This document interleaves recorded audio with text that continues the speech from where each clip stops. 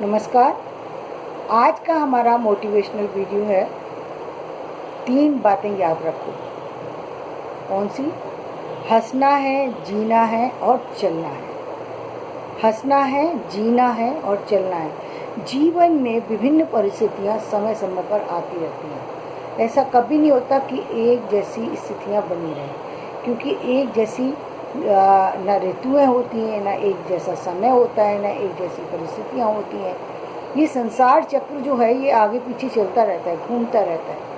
तो जब सारी चीज़ें जो है वो बदलती हैं तो वक्त भी बदलता है। कभी अच्छा समय आता है, कभी थोड़ा सा ख़राब समय आता है। तो लेकिन हमें क्या करना है?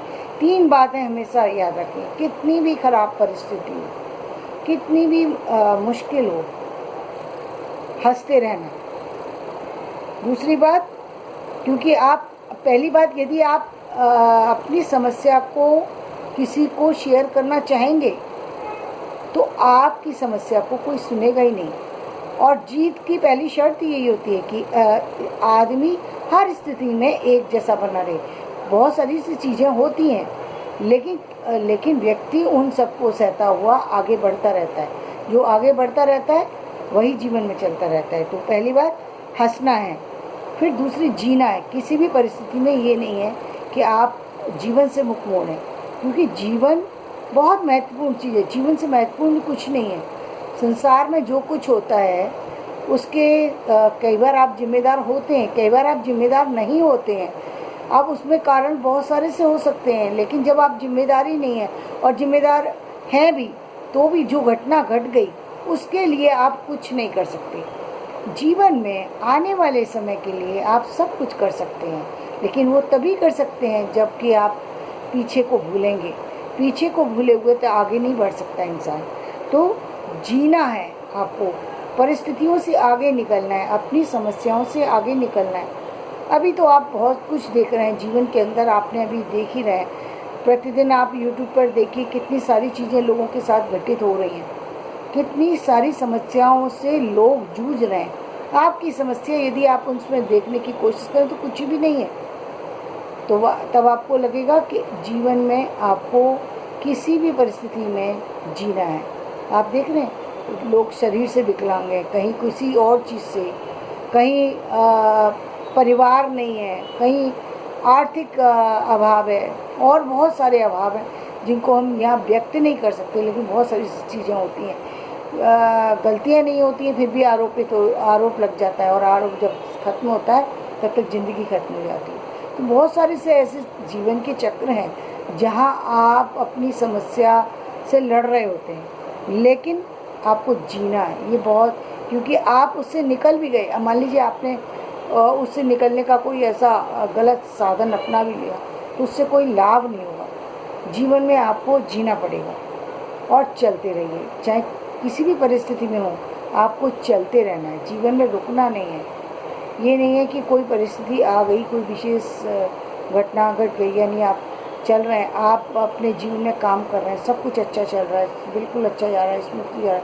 अचानक चलता चलता काम खत्म, अचानक चलती चलती व्यापार खत्म, सारी चीज़ें थी, सब कुछ था, सब सही चल रहा था, सब कुछ खत्म हो गया। ऐसी ऐसी परिस्थितियाँ आती हैं जीवन में कि जिसकी आप कभी कल्पना भी नहीं कर सकते। ऐसी ऐसी चीज़ें हो जाती हैं। मैं आपको अपने जीवन की एक स्टोरी सुनाती हूँ। एक ऐसी महिला की स्टोरी सुनाती हूँ जिनका हमारे घर से काफ़ी करीबी रिश्ता था।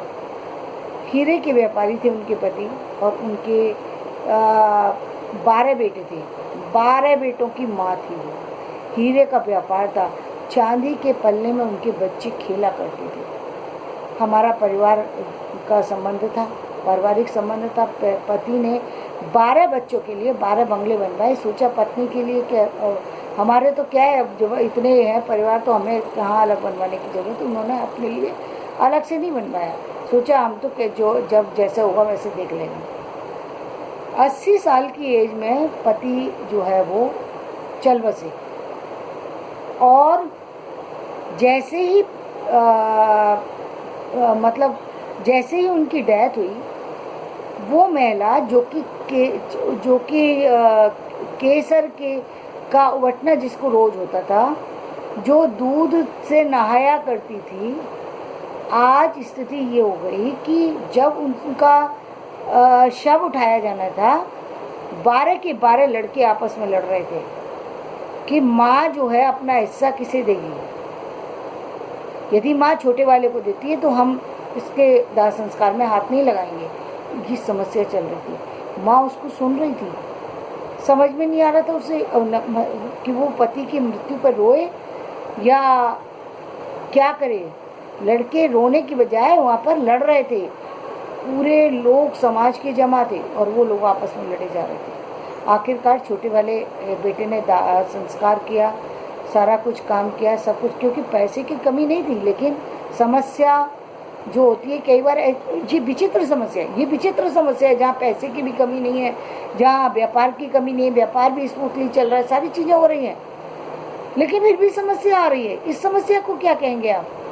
तो अब ये किसी तरीके से 13 दिन कंप्लीट हुए और 13 दिन के बाद उन महिला को जो हमने देखा, वो मेरे पिता जो है उनके बहुत करीब थे, क्योंकि उन्होंने एक बार ऐसा किया था कि अपने बच्चे को चांदी की गाड़ी में खेलने के मेरे पिता जिद करने लगे, तो उन्होंने अपने बच्चे को चांदी की गाड़ी से उतारा और उसमें मेरे पिता को बैठा दिया।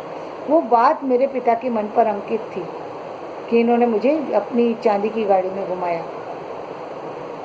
अचानक उन्होंने जो 13 दिन के बाद घर छोड़ दिया और घर छोड़ करके वो मंदिर में जा कर के, वहाँ एक मंदिर था, उसमें जा कर के वो भगवान के सामने रो रही थी। मेरे पिता वहाँ प्रतिदिन जो है दर्शन करने के लिए जाया करते थे। वहाँ पर उनको मतलब वो रो रही थी और पापा ने उनको देखा कि पापा चौंक गए कि ये क्या हुआ, कल तो उनके यहाँ 13वीं हो चुकी है, ये आज यहाँ क्यों है और ये रो क्यों नहीं है और क्या हुआ, और इनके साथ में भी कोई नहीं है। तो मेरे पिता ने उनसे उनके पैर छुए और कहा कि ये सब क्या है, आप रो क्यों नहीं हैं? बोले नहीं कुछ नहीं। बोले नहीं ऐसा है, क्या कहते हैं, आप पहले घर चलिए, बाद में हम बात करेंगे। कुछ नहीं। पापा जिद करके उनको घर लेकर के आए। उनको कहा कि खाना खा लो। बोले नहीं मैं खाना नहीं खाऊंगी। मेरे पापा ने कहा ऐसा हो ही नहीं सकता कि आप आप नहीं खाएंगे तो हम लोग कोई भी नहीं खाएंगे, आपको खाना खाना ही पड़ेगा। आखिरकार उन्होंने खाना खाया। खाना खा करके वो फूट करके रोने लगी और कहने लगी, उन्होंने अपनी सारी जो आप बीती थी वो मेरे पिता को सुनाई, क्योंकि वो अपने पुत्रवत प्यार करती थी मेरे पिता पर। मेरे पिता बोले आप परेशान क्यों हो रहे हो, मैं आपका पुत्र हूँ, वो उन्होंने छोड़ दिया, मैं तो हूँ ना, मेरे पास कोई दिक्कत नहीं है। लेकिन वो स्वाभिमानी महिला थी। उन्होंने कहा बेटा देख, मैं आज तक कभी किसी के सहारे नहीं रही, यदि तुम मेरे लिए कुछ करना चाहते हो तो सिर्फ मुझे 50 रुपये दो। उन्होंने सिर्फ 50 रुपये, मैं तुम्हें ये रुपये लौटा दूँगी, और मैं अपने पुत्रों के साथ नहीं रहना चाहती, मैं बस मेरी एक ही इच्छा है, मेरा अंतिम संस्कार तुम करना, और मुझे जो है इस परिस्थिति में जो मेरे बेटों ने ला कर के खड़ा किया है, उन बेटों को कभी पता मत लगने देना कि तुम्हारी माँ जो है वो उनकी डेथ हो गई, ये मत पता लगने। पिता बोले कि ऐसे कैसे हो सकता है? बोले नहीं, ये तुम्हें कसम खानी होगी, तभी मैं यहाँ तुम्हारे पास आज रात को रुकूँगी और कल सुबह मैं यहाँ से चली जाऊँगी, और मेरे लिए कोई एक घर का प्रबंध कर दो जो किराए पे हो, मैं वहाँ पर जाकर रहूँगी। मैं अपने पुत्रों के साथ नहीं रहना चाहती, चाहे जो भी हो, मुझे नहीं चाहिए कुछ भी, मेरा पति चला गया, अब मुझे कुछ नहीं चाहिए, मुझे जीवन से किसी तरीके का मोह नहीं है, बस मुझे अपनी ज़िंदगी बितानी है, जो ज़िंदगी रह गई है मैं उसको कंप्लीट करना चाहती हूँ। वो गई और हार करके पिता ने उनकी व्यवस्था की, और उन्होंने जो है वो क्रोशिये का काम जानती थी, उन्होंने क्रोशिये का काम किया और किसी तरीके से अपने जीवन उन्होंने उस चीज़ को मतलब सेल करने की कोशिश की। तो जो आसपास के लोग थे उन्होंने उनका सहयोग दिया और उन्होंने अपनी स्थितियों को बदला, लेकिन उन्होंने अपने पुत्र को मरते दम तक ये पता नहीं लगने दिया कि वो कहाँ रह रही हैं। और अंत में उनकी मृत्यु हुई। उसके बाद जब मृत्यु हो गई, जब उनका अंतिम संस्कार कर दिया गया, तब उनके पुत्रों को सूचना दी गई। तब उनके पुत्र आकर के बहुत रोए, लेकिन उन्होंने कहा कि भाई देखो, आपकी माँ का आदेश था, हम इसको टाल नहीं सकते थे, इसलिए हमने ऐसा किया। तो ये जीवन में कभी कभी ऐसा होता है, लेकिन वो चली। मेरा कहने का मतलब है, इतनी विकट समस्या जो केसर से नहाती हो और दूध से नहाती हो महिला, और उसके जीवन में इतना बड़ा कष्ट आया हो, कितना बड़ा कष्ट होगा, लेकिन फिर भी वो चली। जीवन के 4 या 5 साल वो रहीं।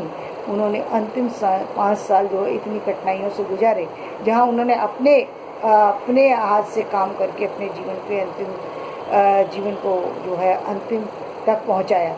ये होता है जीवन जीने की कला। तो जीवन में 3 बातें हमेशा याद रखो, हंसना है, जीना है और चलना है। धन्यवाद। आज का वीडियो मैं यहीं समाप्त करती हूँ। यदि वीडियो पसंद आए लाइक करें, शेयर करें और सब्सक्राइब करें। जीवन में किसी भी बात से हमें घबराएं नहीं। धन्यवाद।